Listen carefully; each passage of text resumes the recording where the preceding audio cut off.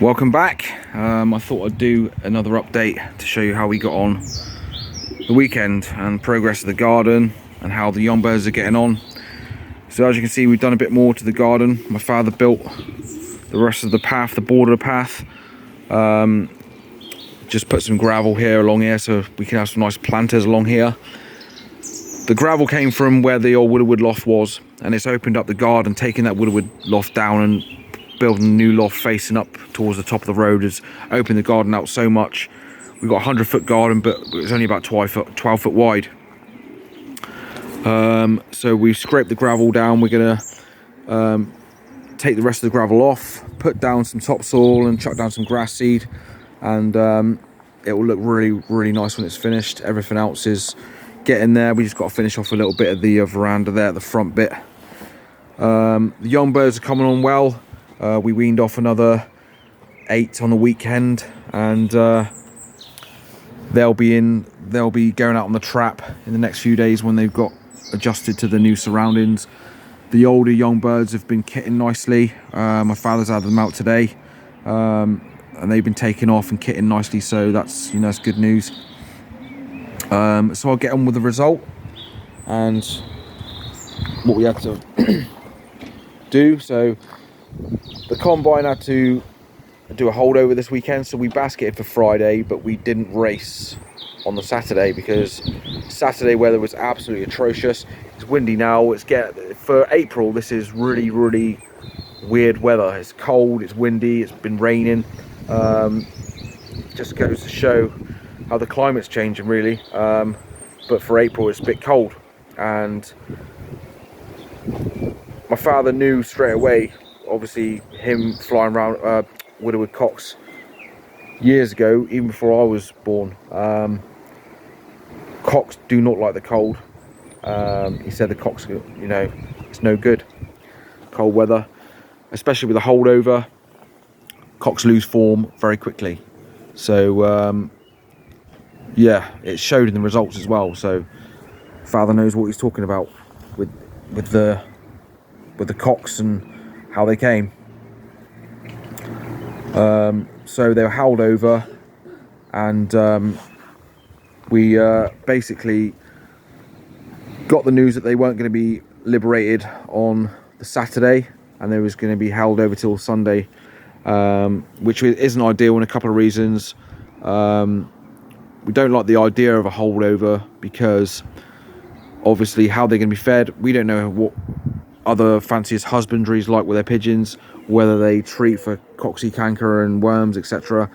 So if they were fed, we don't know how they was fed. If they were fed communally in the baskets, like dropped into the baskets, they were obviously eating out of the baskets, and there's a risk of contamination with other birds' feces on the corn, and it's not a nice idea really of your birds eating contaminated pigeon corn from the shit. So it's not ideal. So I'll show you the results, and they were liberated at 7:30 on Sunday morning. So I'll show you the results and I'll show you the winners. I apologise for the lighting. We don't have any electricity in the concrete shed. This is just where we keep the meat, pigeon food, scrapers and verconess and stuff. So that's the result from Oakhampton. We got first and second club, fourth club, 10th, 13th. Did very well indeed. Absolutely pleased as punch with the pigeons. We had a hen drop. Sorry, we had 4 hens on the drop. We didn't see a cock drop until we had 11 hens. The first hen sat on the roof for 40 seconds and still won the club, which is it wasn't ideal at the time, but obviously it doesn't really matter now because we won the club, which is a hard club to win because we've got national winners here that have won the national, and they're all good fancies in their own right. And John Angwin being one of the best sprint men in the country with some formidable pigeons. So if anybody wants to progress the stock loft and is interested in you know, progressing, then I suggest you give John Angwin a call, or go onto his website and see his availability. I cannot recommend his pigeons enough, and he knows what he's doing. He's a top fancier, and he's a good man. So, our first bird was a brass pennon. Our brass pennons have done really well for us over the years. They're our first birds that we purchased years ago. 2011, I bought a cock from Luella. He was a double grandson of Champion de Fel. He also had Champion Van Morsel in his pedigree, and first of all, we put him with a Gabby Van der Beely hen. Didn't work. So we went in to purchase a hen in Blackpool, a Herman Beaverdam hen. And obviously, if anybody knows brass pennons or Janssens, Bert Brass Pennon bought his stock, I think it was about 6 or 7 pair of stock pigeons from the Janssens in 1972. And then he progressed on leaps and bounds, and obviously won lots of provisionals and stuff, and made his own family the Brass Pennons. And they're class pigeons. They've flown their arts out for us, and we'll always have them. And they're really good for crossing as well as first and second pigeon. The dam of that pigeon is a Brass Pennon, and the sire is a Leo Hermans from John Angwin. Second pigeon is from a Brass Pennon cock. He done really well for us on the road. He won 2 first clubs, 2nd fed and 6th combine. Won the club by 13 minutes. So we decided to put him in the stock loft because his father's 12-year-old now. He doesn't feel so much anymore. So we've let him go in the breeding loft, and he's produced that hen. So we're really pleased with that. So he was paired to a direct daughter from Rambo, Rudy Van Reef, which is also purchased from John Angwin. So there you go. That's proof in the pudding that John Angwin's pigeons are class in their own right. They're absolute formidable pigeons. He knows what he's doing with them. He's got the son of Kittle. He's got some fantastic pigeons. I can't name them all off the bat, but we're absolutely delighted with that result. Really, really, really pleased with the hens, and I'm sure the cocks will come better and better weather. So there you go. That's our first race result. We know for a fact that it's not going to happen every week because like I said, we've got John Angwin to contend with and some other fanciers in there that are, like I said, Darren's got a good pigeon in there. So yeah, it's a hard club to win, but we're definitely basking in glory at the minute. Especially, I couldn't sleep last night because I was so chuffed with the birds. I'll show you the winners.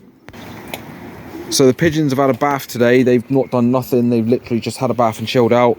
We don't have an aviary. We're always going to build one on the front of the veranda, but we won't be able to walk past. So we will probably build a box trap in the future to run all the way along the loft so they can have a bath. But for now, they've got it's a tarpaulin with a pallet frame, so with an upstand, so no water can splash on the floor in the lofts, and they have a nice bath in there. So sliding door straight into the hen section. Hen section's only small, 6x6. They're all kept on easy clean perches, which is ideal for us and the pigeons. Hens have always got clean feet. So we've got 16 hens in here. Not all of them race. Some of them from the old Woodwood hen section. That hen there, a 6-year-old, but she broke to this loft and she just keeps a cock happy. That hen there was hawked last week. She's now fit enough to come back in here and start lightly exercising. So I'll show you the winners. Where is first place? There she is. That hen there, the Brass Pennon, excuse me, Brass Pennon Leo Hermans. And second place is that hen over there. She's a Brass Pennon Rudy Van Reef. They're actually cousins.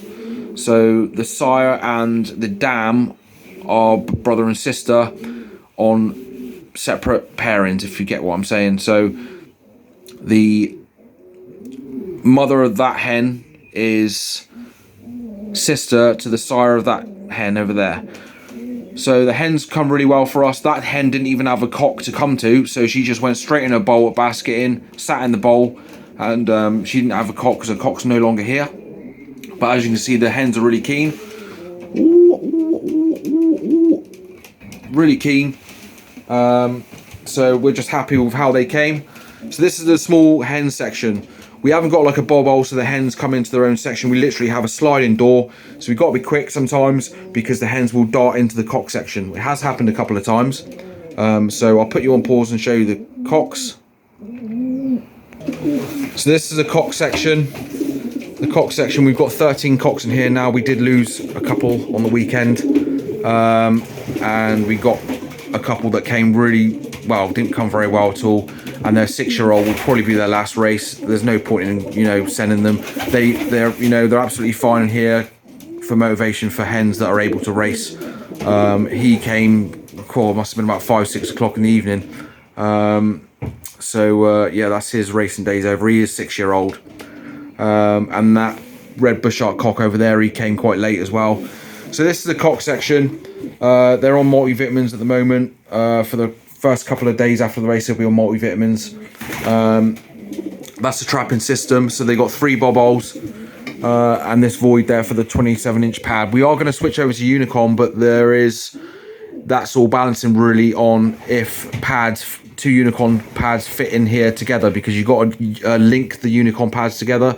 They don't have a continuous pad like the brick-on ones, 27-inch pad. So it's all basically resting on if the unicorn pads fit in there together, because we don't really want to change the trapping system. It's a decent trapping system. We do have electric in here, but that's usually used for breeding season. So this is the cock section, and I've shown you the hen section already, so I'll just go back into there. So that's pretty much it, guys. The hens did really well for us this week just gone. They absolutely murdered the cocks, and we're really pleased with them.